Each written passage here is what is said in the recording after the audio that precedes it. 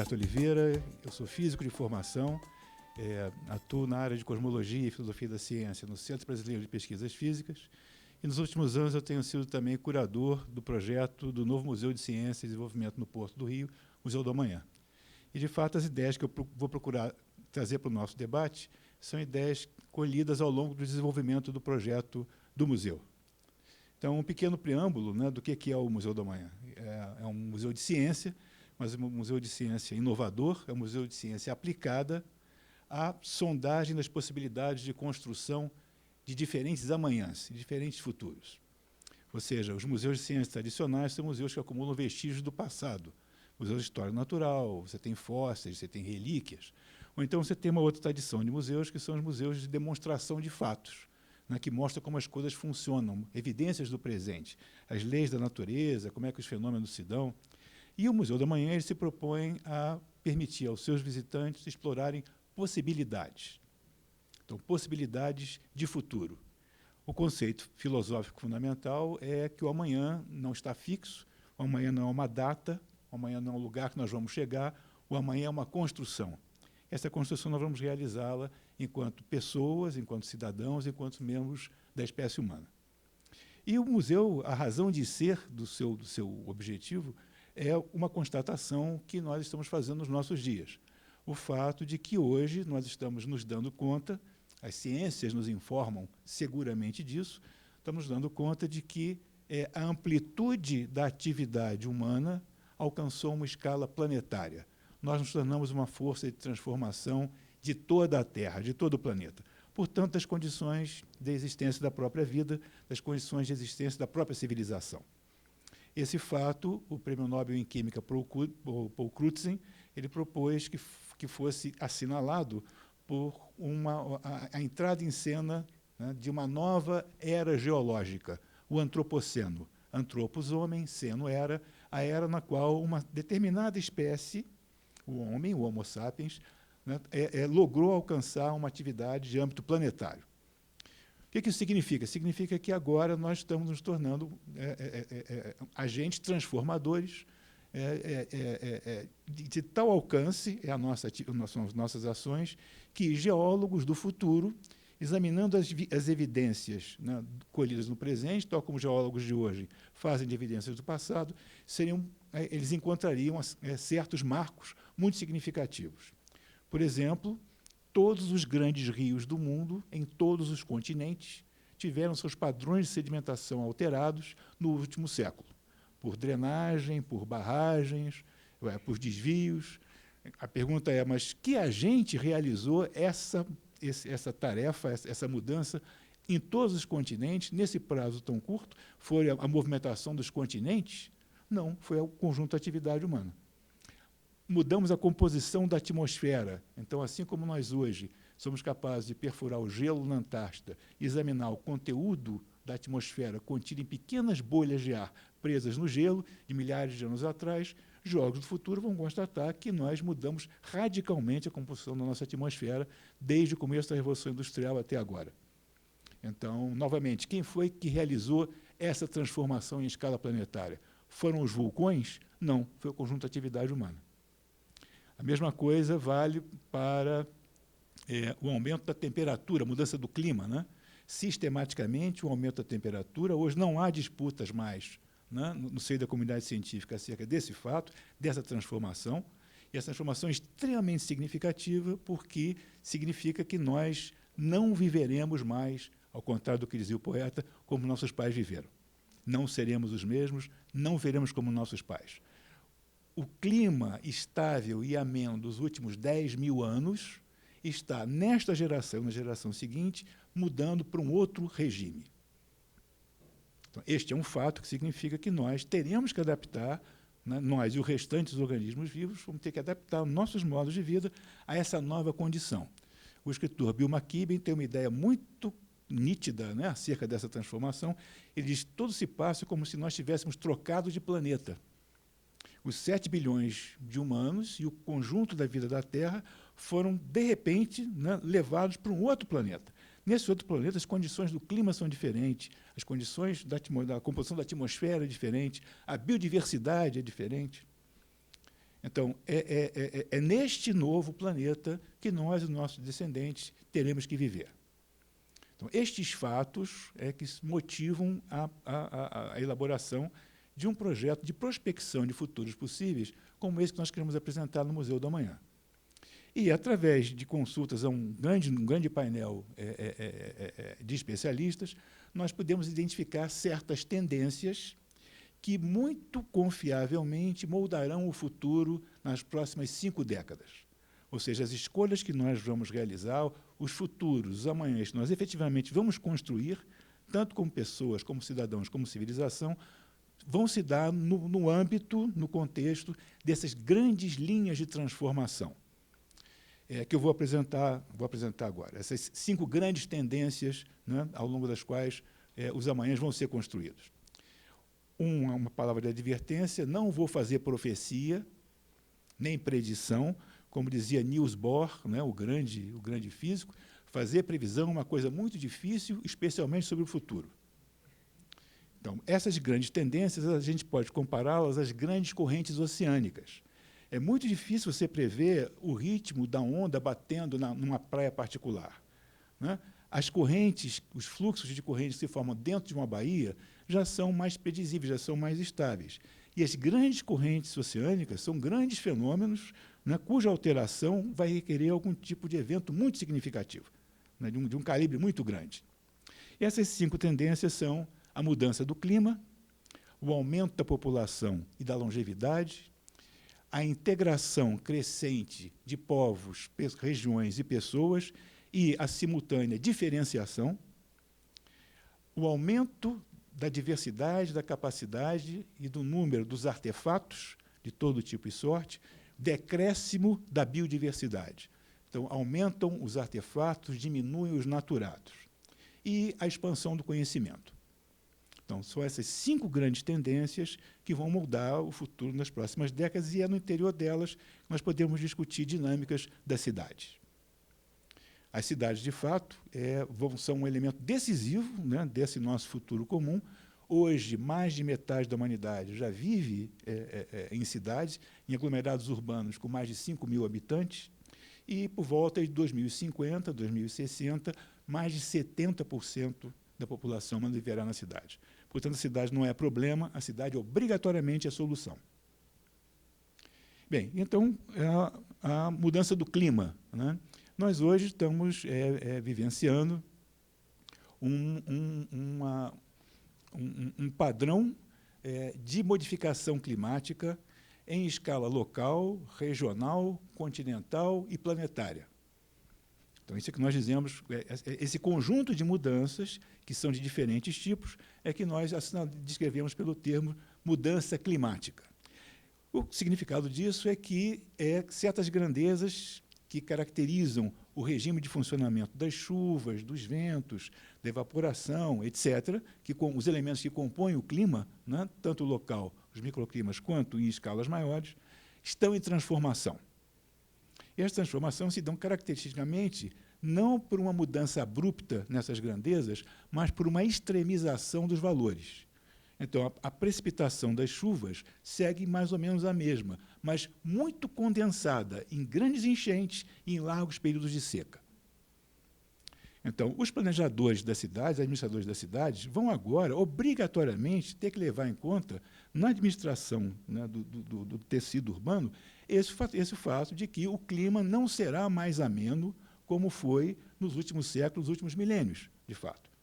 Então, um exemplo muito claro: nossos dignos representantes, né, deputados de Santa Catarina, o Vale do Itajaí é um local onde, de 40 em 40 anos, haviam enchentes de grande porte, e agora o ritmo está passando a ser de 5 em 5, a previsão é que passa a ser de 2 em 2.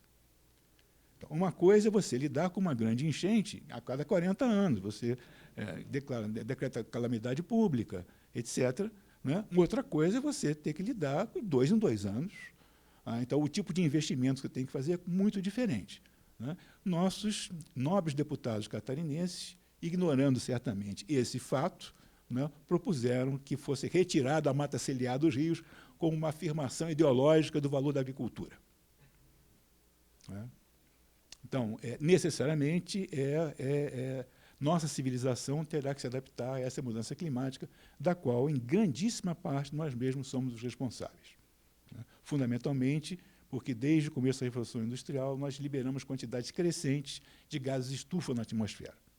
Então, esse processo ganhou um ímpeto, ainda que nós hoje eliminássemos integralmente, de um momento para o outro, toda a emissão de gases de efeito estufa, ainda há uma inércia, né, que faz com que nós já tenhamos contratado uma mudança climática pelo menos para os próximos 200 anos. Então, é nesse novo mundo, né, que nós vamos ter que viver, em particular, onde as cidades vão ter que prosperar. Outro fator de extrema significância é o fato de que a população humana hoje alcança 7 bilhões de almas. A expectativa é que em 2050, 2060, sejamos em torno de 10 bilhões de pessoas. Esses 3 bilhões a mais, praticamente sem exceção, nascidos numa faixa de pobreza ao longo dos trópicos, especialmente em países como o Paquistão, Bangladesh, etc. Então, não apenas teremos mais 3 bilhões de bocas, como essas 3 bilhões de bocas surgirão num contexto de despossessão, né? Serão despossuídos. Em paralelo a essa inchação biológica, né, um dos marcos do século XX foi o fato de que, a cada 4 anos, grandes populações ganharam um ano de expectativa de vida. Ao longo do século, 25 anos de expectativa de vida. Isso não tem precedente na história humana. E isso tende a se acentuar. Então, é bastante previsível, né, que hoje já a faixa etária que mais cresce é dos centenários, e é bastante previsível, então, que em países médios, em países desenvolvidos, haja um forte incremento, a continuidade desse incremento da expectativa de vida, fazendo com que, em 2050, um país como o Brasil, que nós achamos que é um país jovem, né, seja um país no qual 1/3 da população terá mais de 60 anos, que é a definição de idoso da ONU. Então, o Brasil vai ser Copacabana. Os que conhecem Copacabana vão entender claramente o que eu estou querendo dizer. Isso significa que as cidades vão ter que se adaptar à presença dessa vasta população com necessidades especiais, de lazer, de acessibilidade, né, de modo de práticas de cultura, que vão exercer uma força política, evidentemente, pelo seu simples contingente, né, e que vão implicar em profundas mudanças no mercado de trabalho. Ou seja, a expectativa de que você ia trabalhar se formar 1/3 da vida, trabalhar 1/8 e folgar, né, aposentado 1/3 final, essa imagem não é mais sustentável, porque não haverá um contingente de trabalhadores capaz de manter esse imenso contingente de aposentados previsíveis. Portanto, vai ter que haver uma redistribuição profunda dessas atividades. Muito provavelmente, nós vamos trabalhar a vida inteira, aprender a vida inteira e, quem sabe, com sorte, usufruir a vida inteira. Tá? Então, uma mudança radical dos próprios modos de vida de grandes partes da população. E, ao mesmo tempo, nesse cenário de um mundo em profunda transformação física, climática, com esse aumento expressivo, né, das populações, é possível que surjam agregados urbanos de extensão inimaginável. Há previsões de que Lagos, a capital da Nigéria, pode chegar em 2060 com 70 milhões de habitantes. A população do Brasil em 1950. Como se administra um domínio de 70 milhões de pessoas, na sua maior parte, num significativo estado de pobreza? Como é possível realizar isso? Um governo centralizado agindo, ou outras formas de organização política vão ter que ser experimentadas para que simplesmente esse vasto dispositivo possa funcionar. Então, essa mudança etária implica uma série de transformações que vão ter que acontecer, não só nos modos administrativos, como nos estamentos políticos de toda a sociedade. E, além disso, um último fator é o fato de que, em locais onde há guerra, onde há fome, onde há crescimento populacional e, simultaneamente, decréscimo na expectativa de vida. Então, é possível que nós vejamos surgir conflitos sem precedentes. Se eu vivo num lugar onde meu filho, ao nascer, tem uma expectativa de vida decrescente de, digamos, 40 anos, e, do outro lado de um oceano, tem um outro lugar em que a expectativa de vida é de 120 anos, eu vou querer levar ele para lá. Qualquer um de nós ia querer.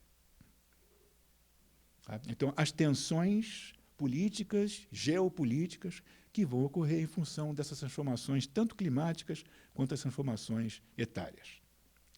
Terceiro eixo é o eixo da integração de pessoas, povos e regiões através dos meios de comunicação físicos e telemáticos. Então, hoje, nós já vivemos uma situação assombrosa em que, num prazo extremamente curto, 20 e poucos anos, há 20 e poucos anos atrás, mais de metade da humanidade jamais havia feito uma ligação telefônica. Vou repetir. Os camponeses da China, da Índia, das Áfricas, das Américas, jamais haviam feito uma ligação telefônica.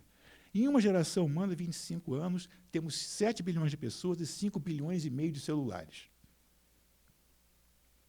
Isso é uma transformação que opera num plano básico da constituição do que é humano, que é a comunicação.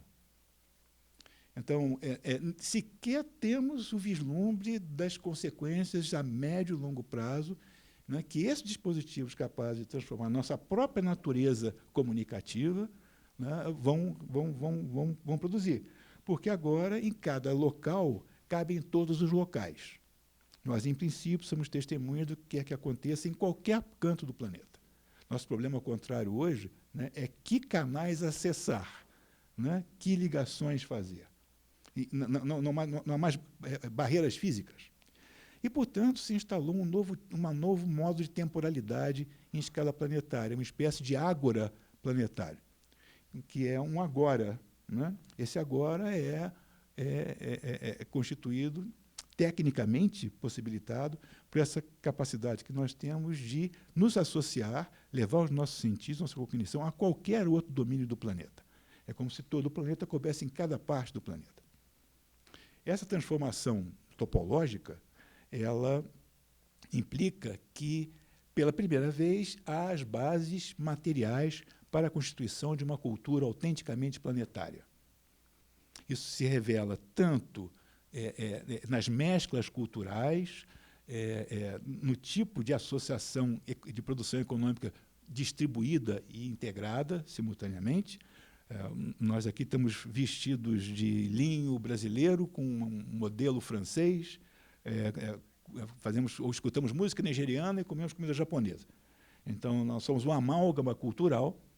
Né? Então, pela primeira vez, em todas as partes, em todos os países, é possível você ter conhecimento sobre os outros países, sobre as outras pessoas, os outros povos e suas características.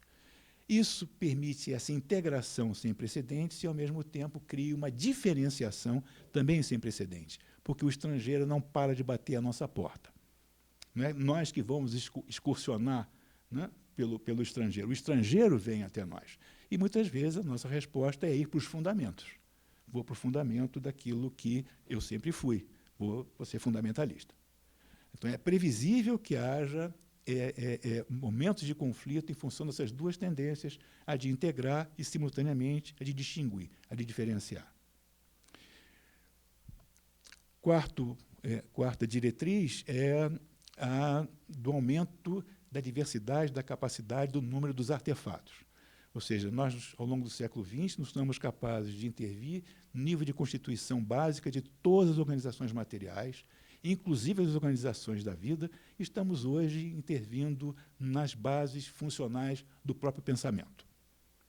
Então, é como se a nossa ação técnica não se dirigisse mais apenas sobre a nossa exterioridade, mas se rebatesse sobre nós mesmos. Né? Então, a nossa ação técnica modifica o próprio agente que a realiza. Um processo claramente não linear, que implica que, a cada reiteração desse ciclo, algo novo pode emergir.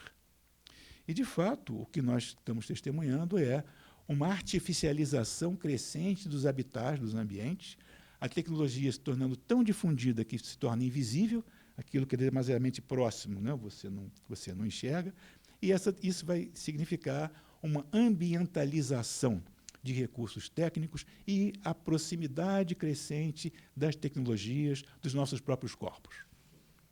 Então, nós já portamos, né, instrumentos de comunicação, né, nos nossos bolsos, mas, muito brevemente, nós vamos inscrevê-los na nossa pele. Vamos tatuar circuitos na nossa pele. Vamos integrar circuitos eletrônicos a componentes neuronais. Então, uma hibridação, né, do natural e do artificial, do biológico e do eletrônico. Então, é muito clara essa tendência, basta a gente pensar que nessa sala, né, a coisa mais natural que tem aqui são os nossos corpos. Tudo mais é artificial, inclusive o ar. Então, essa pregnância da tecnologia em todos os campos da vida humana, da atividade humana, é uma tendência que parece irreversível. Essa assimilação crescente à tecnologia, né, aquilo que era o orgânico, aquilo que era o cognitivo, essa suplementação, essa transformação do próprio humano, e, em paralelo, um decréscimo muito significativo da biodiversidade. A expectativa é que, ao final do presente século, talvez 30% das espécies vivas em todos os setores, inclusive no mar, o que é o mais abismante, o mais assombroso, possam desaparecer. Isso seria caracterizado por biólogos do futuro como a sexta grande extinção. Então, simultaneamente, nós somos capazes de desenhar novos organismos vivos. Há uma bactéria que hoje se replica, e, ao se replicar, reescreve no seu genoma um poema de T.S. Eliot, transcrito em linguagem bioquímica. Então, há um poema celular, biocelular, biomolecular, e, ao mesmo tempo, a biodiversidade natural com a tendência de forte desaparição. Já há nos oceanos identificados 400 desertos, locais onde a vida desapareceu. E os oceanos são a base da vida na Terra. Então, isso é um sintoma extremamente perturbador.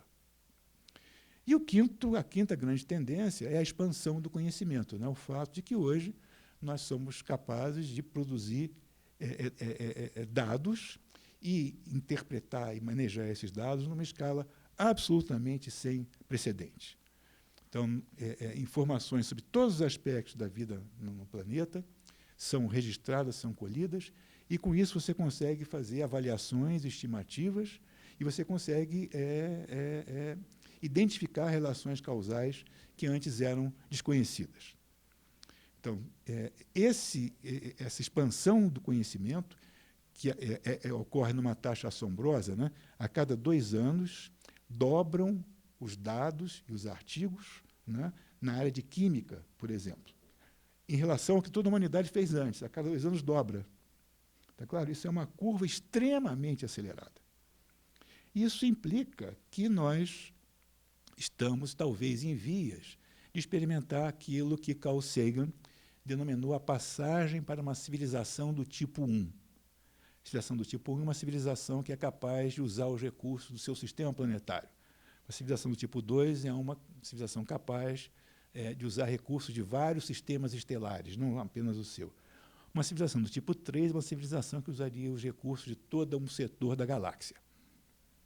Nós estaríamos entrando em vias de nos converter em uma civilização do tipo 1, efetivamente. O primeiro passo para isso foi quando Gagarin olhou a Terra do lado de fora e viu, né, a Terra se viu, né, no espelho da retina de Gagarin, linda, azul, reativa, desequilibrada. E esse momento, então, assinala a construção dessa expectativa de que nós venhamos, de fato, a deixar de ser uma espécie exclusivamente terrestre e possamos levar a nossa cultura, nossa capacidade de inovação, nossa originalidade, né, as potências do nosso espírito para o nosso redor. O problema é que esse entendimento, essa possibilidade de compreensão dessa passagem, se dá exatamente no momento que nós estamos reconhecendo a escala da nossa potência de transformação, incidindo sobre as bases do que tem sido a nossa vida até agora. Então, esse duplo movimento de entendimento, né, do alcance do que nós estamos fazendo, das alterações que nós teremos que fazer para efetivamente alcançar esse novo patamar de realização civilizacional, são um grande desafio que se abre para nós. E, como eu disse, as cidades vão ser o local onde a espécie humana, a civilização humana, as civilizações humanas, mais exatamente, né, irão prosperar, deverão prosperar, precisam prosperar.